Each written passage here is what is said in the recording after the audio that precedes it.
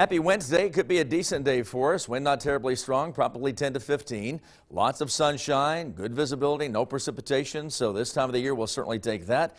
Kind of quiet over the Little Apple right now. Temperature is not quite as cold as yesterday, but cold enough. And same thing happening across Shawnee County right now with temperatures in the upper teens and low 20s. Looking at our official number, it's 22. Our dew point still fairly low and the air is calm. And there's a look at what's going on. Not much from Oklahoma City and Tulsa to Joplin and Springfield.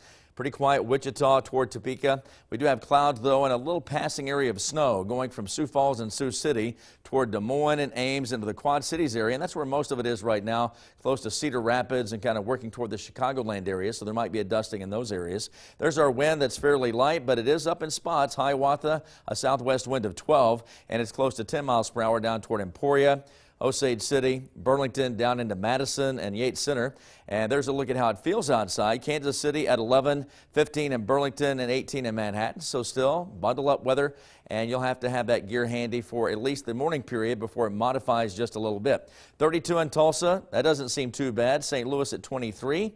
It is a little bit colder out toward Dodge City, Liberal, and Garden City. We have some upper teens and low 20s in that area, but the coldest of air is actually either retreating or moving east. You can make that out right there. Everything kind of lifting in and moving away, and that is because we've got this bubble coming up in the Rockies. That is a ridge of high pressure that should give it pretty much a stable, warmer environment here as we go toward 50 today, and then in that 55 to almost 60 degree range by the upcoming weekend.